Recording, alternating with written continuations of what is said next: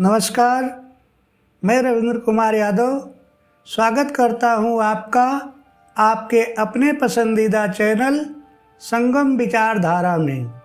पिछली बार हमने उस अदृश्य सत्य को जाना था कि आप शरीर नहीं हैं, आप वह साक्षी हैं जो सब कुछ देख रहा है। और हमने समझा था कि आप पहले से ही मुक्त हैं, बस अज्ञान की एक परत ने आपको ढक लिया है। आज हम उस परत को हटाएंगे। आज हम उस मन के रहस्य को समझेंगे जिसने आपको जाने अनजाने में कैद कर रखा है। क्या कभी ऐसा हुआ है कि आपके पास सब कुछ है, परिवार है, सुख सुविधाएं हैं, सफलता है, फिर भी भीतर से एक अजीब सी छटपटाहट होती है, एक ऐसी बेचैनी जिसका कोई कारण आपको नहीं मिलता है। आप भीड़ में होकर भी खुद को अकेला महसूस करते हैं। क्या आप जानते हैं यह बेचैनी क्यों है? अष्टावक्र जी कहते हैं कि यह बेचैनी किसी बाहरी अभाव के कारण नहीं है, यह तो आपके अपने मन की बनावट है। जिस दिन आप यह समझ लेंगे कि जिस मन को आप अपना कहते हैं वही आपके बंधन का कारण है, उसी दिन आपकी मुक्ति के द्वार खुल जाएंगे। और आज हम भाग 3 में यही जानेंगे। श्लोक 13 में हम समझेंगे कि वासना ही आपकी अशांति की असली जड़ है। अष्टावक्र जी कहते हैं कि जब तक आपके भीतर कुछ पाने की या कुछ बने रहने की वासना है, तब तक आप बंधन में हैं। और जैसे ही यह वासना विलीन होती है, आप मुक्त हो जाते हैं। क्या आपने कभी गौर किया है, एक इच्छा पूरी होती है और मन तुरंत दूसरी लाइन लगा देता है। नई नौकरी मिली तो बड़ी नौकरी की चाहत, बड़ा घर मिला तो बड़े घर की इच्छा जागृत हुई। यह कभी न भरने वाला गड्ढा है और इंसान सारी जिंदगी इसी भागदौड़ में उलझा रहता है। यही बंधन है। प्रकृति से भी हम बहुत कुछ सीख सकते हैं। एक नदी को देखिए, नदी बहती है अपनी स्वाभाविक गति से। वो किसी पत्थर से, किसी किनारे से चिपकती नहीं। पत्थर आया तो रास्ता बदल लिया, मोड़ आया तो मुड़ गई। नदी की कोई जिद नहीं, नदी की कोई पकड़ नहीं, और इसीलिए नदी कभी नहीं रुकती। क्या आपने कभी ऐसे इंसान को देखा है जिसने किसी एक पद या सम्मान को अपनी पहचान बना लिया हो?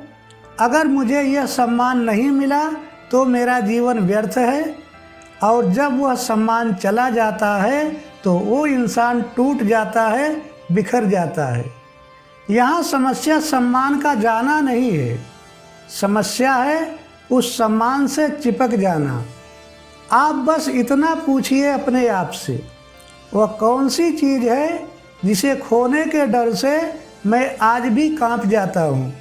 उस चिपकाव को पहचानना ही मुक्ति की शुरुआत है। श्लोक 14 में हम जानेंगे कि असली वैराग्य त्याग नहीं बल्कि साक्षी होना है।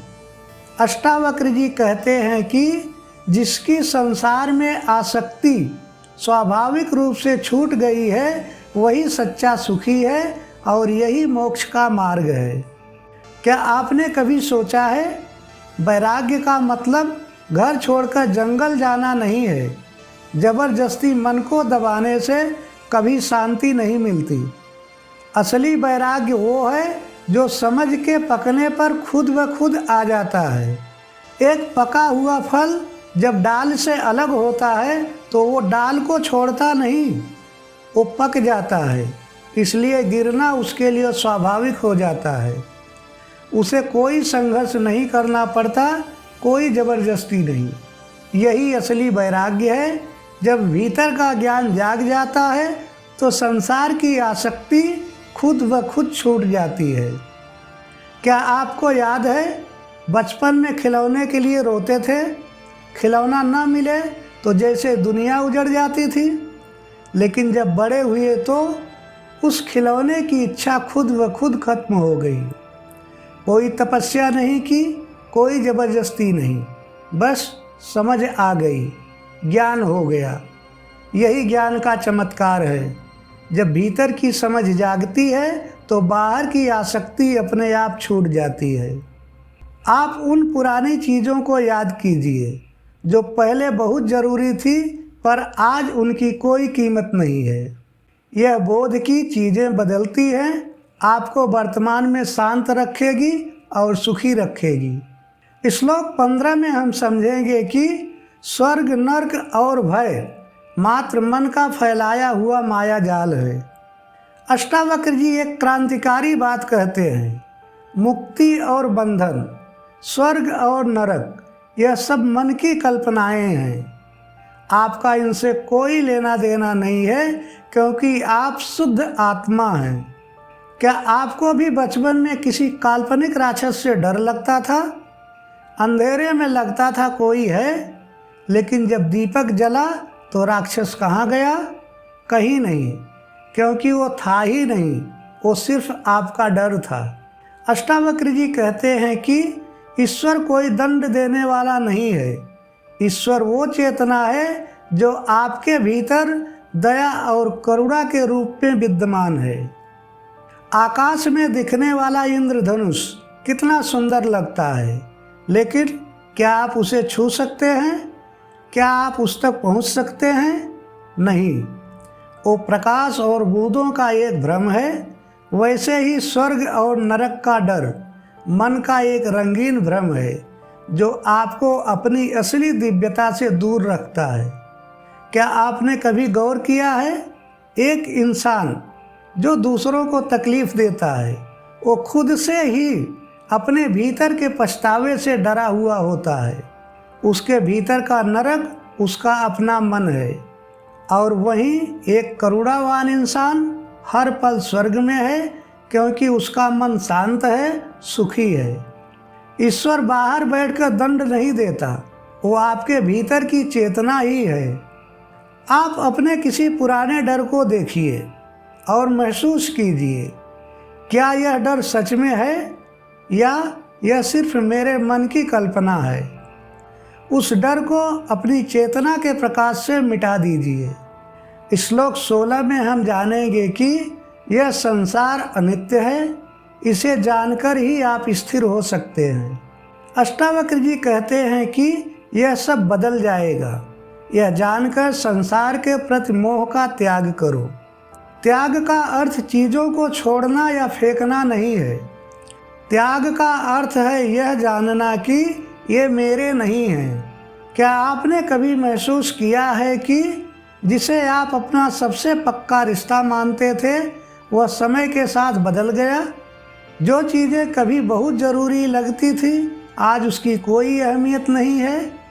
यही है संसार का स्वभाव। परिवर्तन ही संसार का नियम है, और जो इसे जान लेता है वो कभी नहीं टूटता। सुबह की ओस घास पर जब मोतियों जैसी चमकती है तो कितनी सुंदर लगती है, लेकिन सूरज की पहली किरण के साथ वो गायब हो जाती है। सुंदरता सच है, लेकिन उसका अस्थायी होना सबसे बड़ा झूठ। यही इस संसार की सच्चाई है। क्या आपने कभी किराए के मकान में रहा है? आप उसमें रहते हैं, उसे सजाते हैं, उससे लगाव भी होता है, लेकिन दिल के एक कोने में हमेशा पता होता है कि यह मेरा नहीं है, एक दिन हमें खाली करके जाना है। यही भाव जब पूरे जीवन के प्रति आ जाता है तो इंसान निर्भय हो जाता है। आप अपने आसपास की चीज़ों को देखिए और मन में दोहराइए, यह सब परिवर्तनशील है, मैं स्थिर साक्षी हूँ। श्लोक 17 में हम समझेंगे कि आप ही वह शुद्ध चेतना है जिसमें पूरा जगत व्याप्त है। यहाँ अष्टावक्र जी अद्वैत का सर्वोच्च सत्य रखते हैं। वे बताते हैं कि आप वह एक हैं जो कभी खंडित नहीं होता, जो कभी टूटता नहीं, जो कभी मिटता नहीं। जो इस एकता को जान लेता है वो मुक्त है। क्या आपको कभी लगता है कि आप दूसरों से अलग हैं, छोटे हैं, कमज़ोर हैं? यही सबसे बड़ा भ्रम है। अष्टावक्र जी कहते हैं कि यह अलगाव सिर्फ मन की कल्पना है। पानी से भरे हजारों घड़े रखे हों तो सभी में अलग अलग सूरज दिखाई देंगे, यानी हजारों सूरज। लेकिन क्या सच में सूरज हजारों हैं? नहीं, सूरज एक ही है।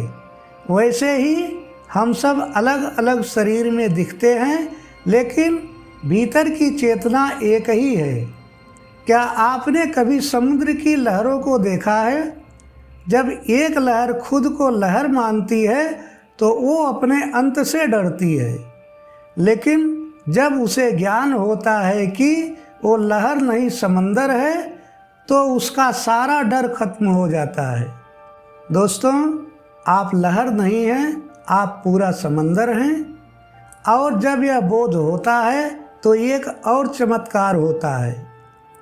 जब आप किसी दूसरे इंसान को देखते हैं तो महसूस होता है कि उसके भीतर भी वही चेतना है जो मेरे भीतर है।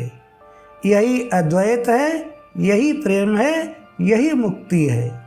आप जब भी किसी दूसरे व्यक्ति को देखें तो यह महसूस कीजिए, इसके भीतर भी वही चेतना है जो मेरे भीतर है। यह एक अभ्यास आपको घृणा से हमेशा के लिए मुक्त कर देगी। सही ज्ञान, सही कर्म, यही है असली मानव धर्म। तो दोस्तों, आज हमने मन की उन परतों को खोला जो हमें बांधती हैं।